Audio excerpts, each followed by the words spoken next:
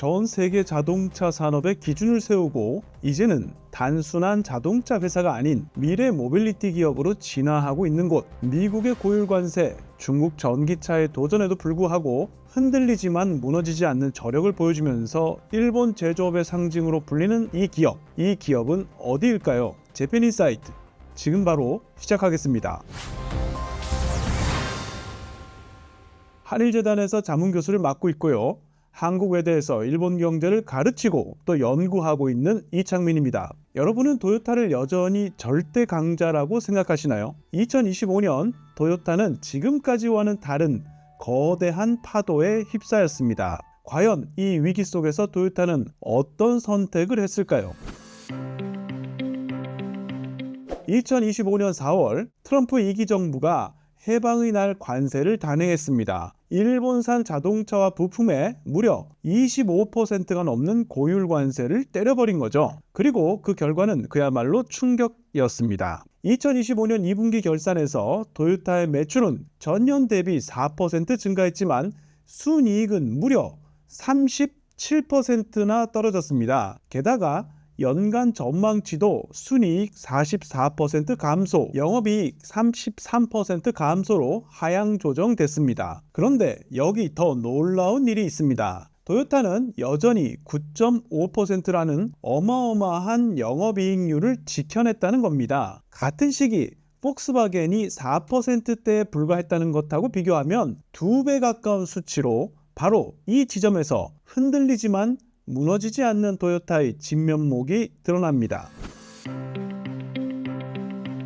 사토 코지 사장은 최근 기자회견에서 일본 내 연간 300만 대의 생산 체제를 반드시 지켜내겠다고 단호하게 말했습니다. 国内生産が持っている意味というのをやはり忘れてはいけないと思っています。それは揺るがずに我々は守っていきたいと思っております。 여기서 말하는 300만 대는 단순한 숫자가 아닙니다. 일본 자동차 및 자동차 부품 산업은 일본 전체 제조업 고용의 약 50%를 차지하고 GDP에서도 약 10%를 담당합니다. 특히 아이치현, 시즈오카현 같은 지역은 토요타가 흔들리면 지역 경제 자체가 무너질 수도 있습니다. 사토 사장이 말한 300만 대는 자동차 생산을 넘어서 일본 제조업 전체를 지키는 마지노선인 셈입니다. 기업 전략을 넘어서 국가 경제를 지키겠다는 약속인 거죠. 그래서 토요타는 지금 아이치현에 미래형 스마트 공장을 짓고 있습니다. 단순 조립 공장이 아니라 로봇과 AI, 친환경 설비, 스마트 워크 환경까지 갖춘 미래형 제조 실험장인 셈입니다. 다시 말해서 다음 세대 일본 제조업은 이런 모습이어야 한다라는 것을 보여주는 상징적인 공간인 겁니다. 그런데 말이죠, 왜 토요타는 비용이 많이 드는데도 불구하고 굳이 일본 내 생산을 고집하는 걸까요? 첫 번째, 일본 내 생산은 토요타 생산 방식인 TPS의 원형이자 기술력의 뿌리이기 때문입니다. 두 번째, 숙련된 기술을 다음 세대에 전수하려면 현지 생산 현장이 반드시 필요합니다. 세 번째, 글로벌 위기 상황에서 해외 생산에만 의존하지 않고 국내에 거점을 두는 것은 든든한 안전장치가 되기도 합니다. 결국 토요타가 일본 내 생산을 유지하는 이유는 토요타식 제조 철학과 국가적 기술 자산을 보존하기 위한 선택인 것입니다. 물론 쉬운 길은 아닙니다. 환율 문제, 고령화로 인한 인력 부족, EV 경쟁 심화 등 넘어야 할 산이 많습니다. 앞으로 토요타는 자동화와 디지털화에 투자하면서 동시에 새로운 인재를 키워야 하는 이중 과제를 풀어야 할 겁니다.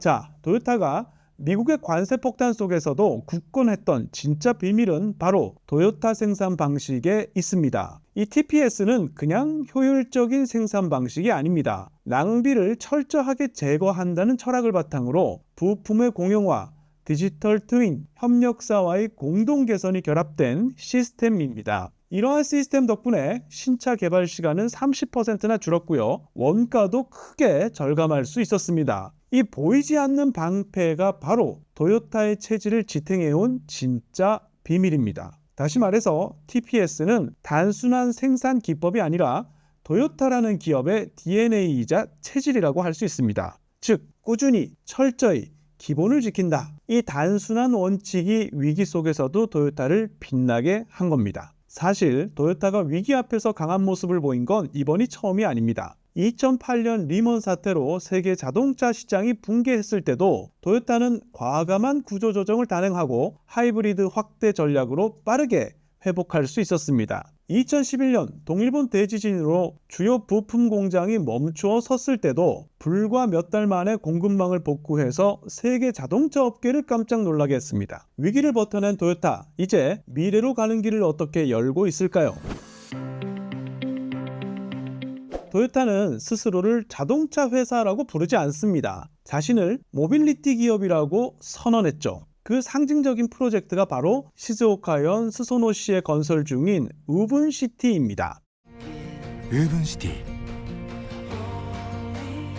ィ、いつの時代も誰かのためにという思いを大事にしてきたトヨタは今モビリティカンパニーへの変革を目指している。自動車が社会インフラと結びつき、多くの可能性を広げ、人、物、情報が動き、未来を切り開いていく。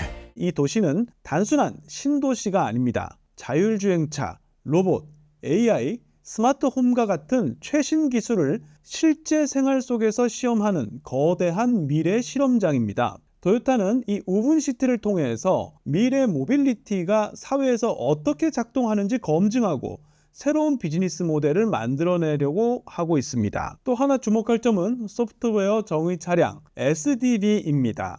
新型車にはトヨタ独自のソフトウェア基盤アリーンを初めて採用し、ソフトの更新を行うだけで車両の機能を充実できる仕様にしたほか、アクセルの踏み間違いなどを検知すると速度を自動で抑える運転支援技術も標準搭載されました。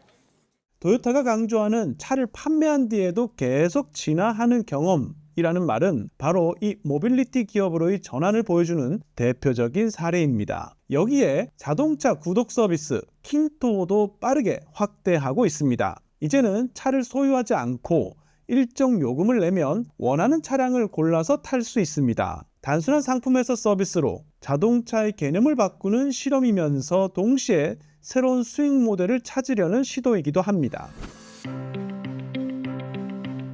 다른 회사들이 무조건 전기차를 외칠 때 토요타는 하이브리드, 플러그인, 수소차, 전기차를 모두 준비하는 다층 전략을 택했습니다. 토요타는 이미 하이브리드 분야에서 세계적인 선두주자로 자리 잡았습니다. 누적 판매량은 1,700만 대를 넘어섰고 특히 연비 효율성과 신뢰성에서 경쟁사들이 쉽게 따라올 수 없는 브랜드 이미지를 구축해 두었습니다. 이 덕분에 내연기관에서 전기차로 넘어가는 과도기에도 안정적인 현금 흐름을 유지할 수 있었던 겁니다. 토요타는 순수 전기차 분야에서도 속도를 늦추지 않고 있습니다. 2030년까지 30종 이상의 전기차를 출시하고 연간 350만 대를 판매하겠다는 목표를 세운 상태입니다. 하지만 토요타의 진짜 승부수는 따로 있습니다. 바로 전고체 배터리입니다. 이 전고체 배터리는 기존 리튬이온 배터리보다 에너지 밀도는 훨씬 높고 충전 시간은 훨씬 짧으면서 안전성까지 뛰어납니다. 全固体電池は充電時間を10分以下に短縮でき、航続距離もおよそ1200キロに伸ばせるということです。トヨタは今後の脱炭素戦略での全固体電池について、エンジンとモーターを備えたハイブリッド車から搭載するとしていたこれまでの計画を見直し、早ければ2027年に EV での実用化を目指すと発表しました。 토요타는 2027년에서 2028년 사이에 이 전고체 배터리를 장착한 전기차를 양산하겠다고 발표했습니다. 만약 현실화된다면 전기차 시장의 게임 체인저가 될 수 있습니다. 정리하자면 토요타는 단기적으로는 하이브리드로 안정적인 수익을 지키면서 중기적으로는 전기차 시장에 본격 진입하고 있고요. 장기적으로는 전고체 배터리라는 혁신 기술로 미래 모빌리티를 선도하겠다는 큰 그림을 그리고 있는 겁니다. 위기 속에서도 살아남아온 토요타다운 현실적이고 집요한 접근 방식이라고 볼 수 있습니다. 토요타의 전략을 이야기할 때 빼놓을 수 없는 것이 바로 글로벌 시장 대응입니다. 먼저 중국입니다. 토요타는 한때 중국에서 안정적인 판매를 기록했습니다만 최근 들어 비아디, 니오, 샤오펑 같은 현지 전기차 업체들의 거센 추격에 고전하고 있습니다. 이에 토요타는 중국 빅테크 기업인 바이두와 협력해서 자율주행 기술을 고도화하고 텐센트와도 제휴하면서 차량용 클라우드 서비스와 인포테인먼트 시스템을 강화하고 있습니다. 이는 중국 소비자가 일상적으로 사용하는 디지털 생태계 속으로 토요타를 편입시키려는 전략입니다. 다만 현지 기업들이 워낙 빠르게 성장하고 있기 때문에 토요타가 얼만큼 반격할 수 있을지는 여전히 불투명합니다. 다음은 오랫동안 토요타의 텃밭으로 여겨진 동남아입니다. 특히 인도네시아, 태국, 베트남 등에서는 하이브리드 중심의 전략으로 시장 점유율을 굳건히 지켜왔습니다. 하지만 최근 들어 중국 기업들이 값싼 전기차를 앞세워서 동남아 시장에 대거 진출하면서 경쟁이 치열해지고 있습니다. 이에 토요타는 동남아 각국 정부와 긴밀히 협력하면서 현지 생산 체제를 강화하고 있습니다. 인도네시아에서는 첫 전기차 현지 생산을 시작했고요. 태국에서도 하이브리드와 전기차를 동시에 생산할 수 있는 플렉서블 라인을 구축했습니다. 이렇게 지역별 특성에 맞춘 다층적 전략을 통해서 기존의 우위를 지키는 동시에 새로운 성장 기회를 모색하고 있는 것입니다. 즉, 중국과 동남아는 토요타가 얼마나 유연하게 변신할 수 있는지 시험하는 무대라고 할 수 있겠습니다.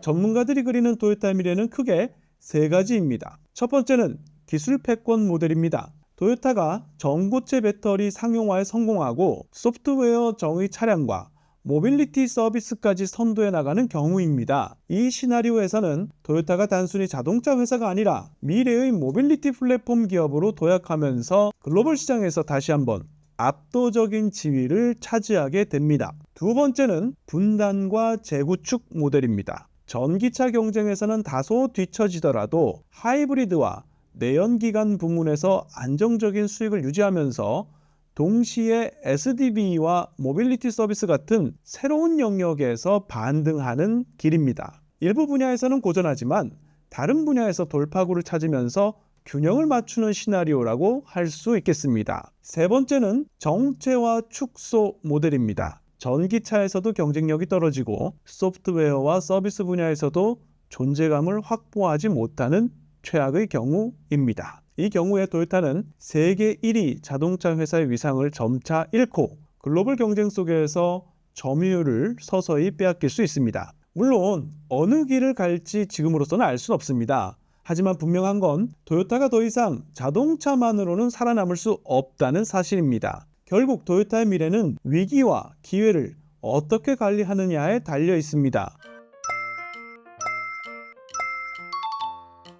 앞으로 10년 토요타가 전고체 배터리로 새로운 패러다임을 열어갈지 아니면 중국 전기차에 밀려서 힘겨운 싸움을 이어갈지 아무도 확신할 수는 없습니다. 다만 분명한 건 토요타는 언제나 위기 속에서 늘 살아남아 왔다는 사실입니다. 흔들리지만 무너지지 않는다. 이 짧은 문장이야말로 토요타라는 기업의 본질 아닐까요? 오늘 준비한 이야기는 여기까지입니다.